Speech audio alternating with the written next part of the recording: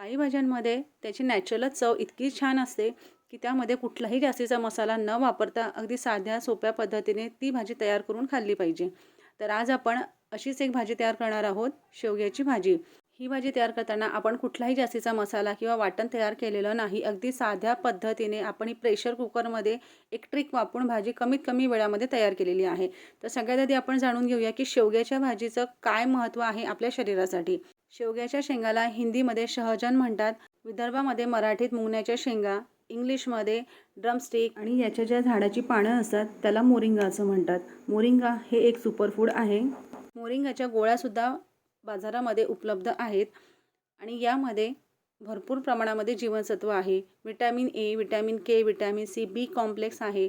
शेवगाच्या शेंगामध्ये भरपूर प्रमाणामध्ये पौष्टिक घटक असतात. त्यामध्ये प्रोटीन आहे, calcium, fibre, sodium, amino acid आणि शेवग्याच्या शेंगामध्ये पालकापेक्षा 25 पट जास्त लोह आणि दुधापेक्षा 17 पट जास्त कॅल्शियम आहे. सगळ्यात महत्त्वाचं म्हणजे यामध्ये antibiotic, antioxidant, anti inflammatory, anti diabetic, antiviral, anti ageing, antifungal असे गुणधर्म आढळतात. तर असे बहुगुणधर्म असलेली ही भाजी आहे.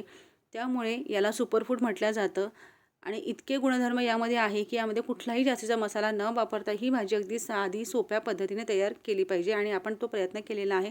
चला तर मग पटकन रेसिपीला सुरुवात करूया.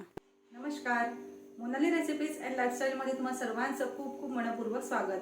अशाच नवनवीन रेसिपीसाठी मोनाली रेसिपीज अँड लाईफस्टाईलला लाईक, शेअर आणि सबस्क्राईब करा आणि बेल आयकॉनलाही प्रेस करा. शेवग्याच्या शेंगाची भाजी तयार करण्यासाठी इथे आपण 5 ते 6 शेवग्याच्या शेंगा घेतलेल्या आहेत. बाजारातून आणल्यावर शेंगा स्वच्छ धुवून घ्यायच्या.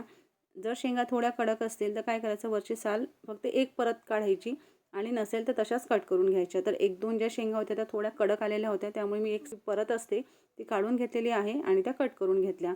त्यानंतर इथे आपण घेतलेले आहे 2 टोमॅटो, एक मीडियम आकाराचा कांदा, त्यानंतर 5 ते 6 लसणाच्या पाकळ्या आणि 2 आल्याचे तुकडे. त्यानंतर ही भाजी लवकरात लवकर शिजावी, कारण ज्या शेंगा असतात जर कडक असतील तर थोडा शिजायला वेळ लागतो. त्यासाठी आपण एक ट्रिक वापरतो आहोत. कुकरचं भांडं घ्यायचं, कुकरच्या भांड्यामध्ये शेंगा टाकून घ्यायच्या आणि थोडं पाणी घालायचं. त्यानंतर दुसऱ्या पॉटमध्ये आपण जो टोमॅटो, कांदा आणि लसूण घेतला आहे, आलं घेतलेलं आहे, ते सगळं एका भांड्यामध्ये घालायचं आणि हे दोन्ही भांडे कुकरला लावून घ्यायची. तर कुकरला लावताना मी यामध्ये भातसुद्धा लावलेला आहे. त्यानंतर याच डब्यावर आपण शेंगाचा डबा आणि जो टोमॅटो, कांदा आपण चिरून घेतलेला होता तो सुद्धा डबा आपण इथे ठेवलेला आहे. डबा ठेवताना वरच्या डब्यावर सुद्धा झाकण ठेवायचं, नाहीतर जास्तीचं पाणी त्यामध्ये जाईल.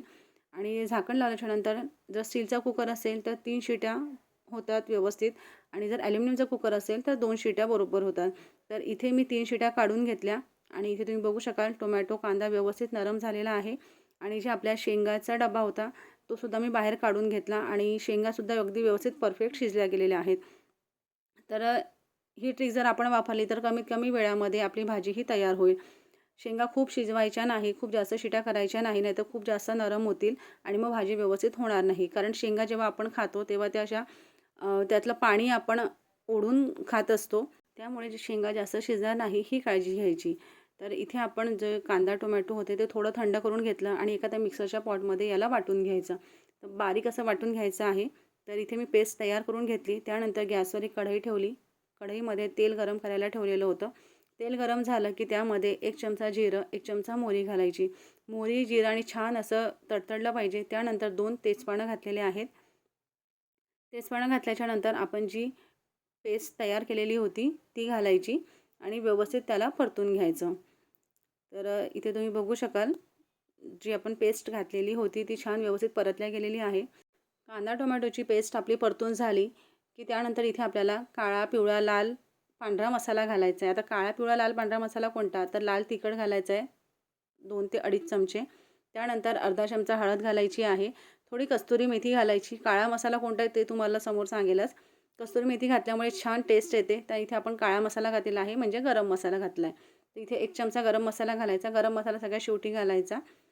त्यानंतर चवीप्रमाणे मीठ घालायचं आणि इथे आपला काळा, पिवळा, पांढरा, लाल मसाला छान मस्तपैकी परतून घ्यायचा अगदी तेल सुटेपर्यंत. तर इथे तुम्ही बघू शकाल छान मसाल्याला आपलं तेल सुटलेलं आहे. अगदी तेल वरती तरंगायला लागलं की समजायचं आपला मसाला हा व्यवस्थित शिजला गेलेला आहे. इथे आपला मसाला छान तयार झालेला आहे.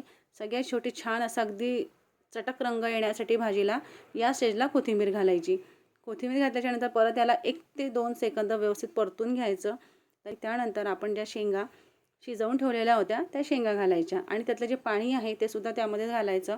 कारण पाण्यामध्ये सगळं विटॅमिन, प्रोटीन्स आहे. त्यामुळे पाणी फेकून द्यायचं नाही आणि जर पाणी लागलं तर वरून गरम पाणी घालायचं. इथे मी 1 ते 1.5 प्याला गरम पाणी घातलेलं आहे.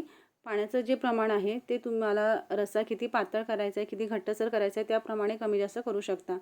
तर इथे 1.5 प्याला मी पाणी घातलं आणि छान मस्तपैकी उकळी आणून घेतली, जेणेकरून जो मसाला आहे तो व्यवस्थित शेंगाच्या आतमध्ये गेला पाहिजे. कारण जेव्हा आपण शेंगा अशा ओढून खातो त्यामध्ये अगदी एक चव त्यामध्ये आली पाहिजे मसाल्याची. तर इथे तुम्ही बघू शकाल छान उकळी आणून घेतली आणि अगदी वरती तेल सुटायला लागलं की समजायचं आपली भाजी ही तयार झालेली आहे. तर इथे तुम्ही बघू शकाल भाजीला अगदी छान असा रंग आलेला आहे, वरती तेल सुटलं आहे. सगळ्यात शेवटी कोथिंबीर घालायची. तर आज आपण कुठलाही जास्तीचा वाटण मसाला न तयार करता फक्त लाल, पिवळा, काळा, पांढरा मसाला वापरून आपण ही भाजी अगदी सोप्या पद्धतीने तयार केली. तर अशी बहुगुणधर्म असलेली शेवग्याच्या शेंगाची भाजी तुम्हाला आवडली असेल आणि ही भाजी तयार करताना यामध्ये आपण काय काय गुणधर्म आहेत, यामध्ये काय काय जीवनसत्व आहे ते सुद्धा बघितलं. शेवग्याच्या भाजीविषयी माहिती आणि ही रेसिपी जर तुम्हाला आवडली असेल तर तुम्ही तुमच्या मित्रमैत्रिणींसोबत सुद्धा शेअर करू शकता. तुम्हाला आजची रेसिपी माहिती कशी वाटली ते सुद्धा कमेंट्समध्ये कळवू शकता. चला तर भेटू पुन्हा एका अशा छानशा रेसिपीसोबत. तोपर्यंत स्वस्थ राहा, आनंदित राहा. Thanks for watching. Take care.